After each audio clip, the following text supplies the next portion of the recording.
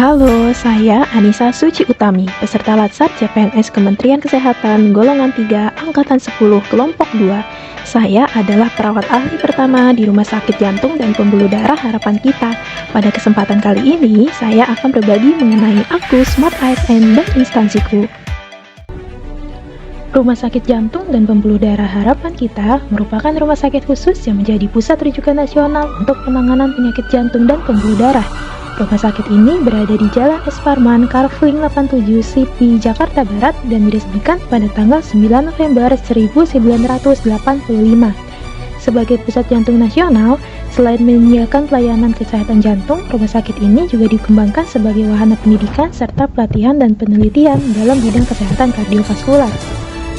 Berbagai upaya telah dilaksanakan untuk menciptakan good corporate governance, yakni transparansi, kemandirian, akuntabilitas, pertanggungjawaban, dan kewajaran. Salah satu wujud pelaksanaannya adalah senantiasa meningkatkan mutu layanan yang salah satu upayanya dilakukan melalui program akreditasi baik tingkat nasional maupun internasional. Sebagai rumah sakit khusus jantung pusat rujukan nasional, rumah sakit ini memiliki program layanan unggulan yaitu vaskular, aritmia, intervensi non-bedah, bedah jantung dewasa, bedah jantung anak, external contrapulsation atau ECP sebagai bagian dari rehabilitasi kardiovaskular serta pelayanan paliatif.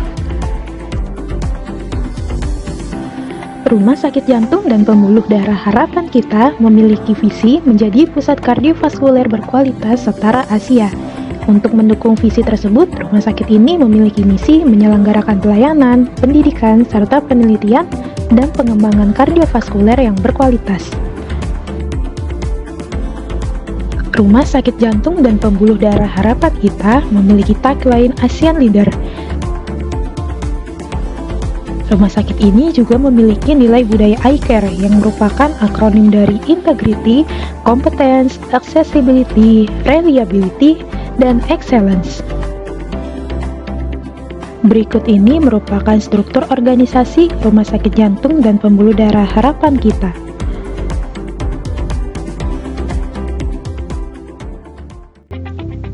Saya, Anissa Suci Utami, sebagai perawat ahli pertama di Rumah Sakit Jantung dan Pembuluh Darah Harapan Kita, memiliki tugas dan fungsi yang harus saya jalankan.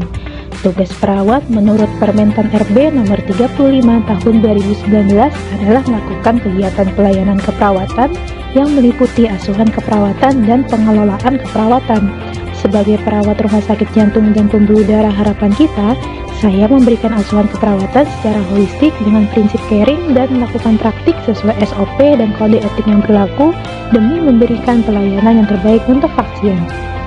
Sedang fungsi perawat yaitu sebagai pemberi asuhan keperawatan memberikan asuhan keperawatan sesuai dengan kompetensi, yaitu yang kedua sebagai edukator memberikan pendidikan kesehatan menggunakan media dan alat promosi kesehatan dengan memaksimalkan kemampuan literasi digital.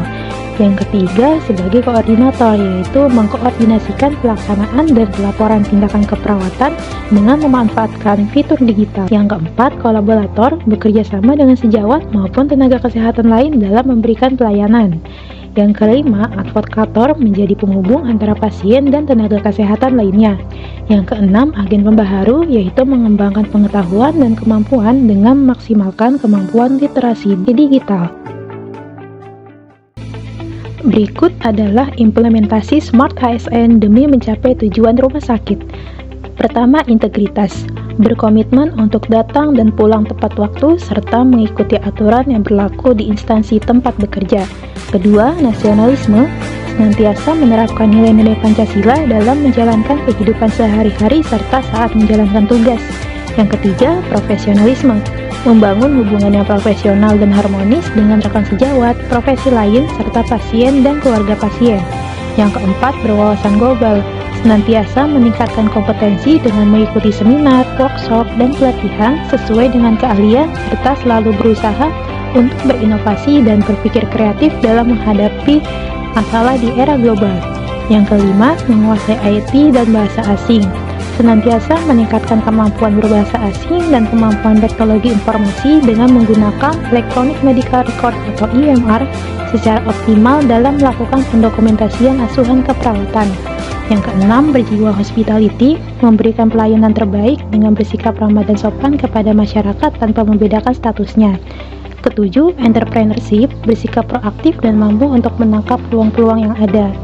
Dan yang kedelapan, networking, menerapkan kolaborasi interprofesional dalam memberikan pelayanan kepada masyarakat.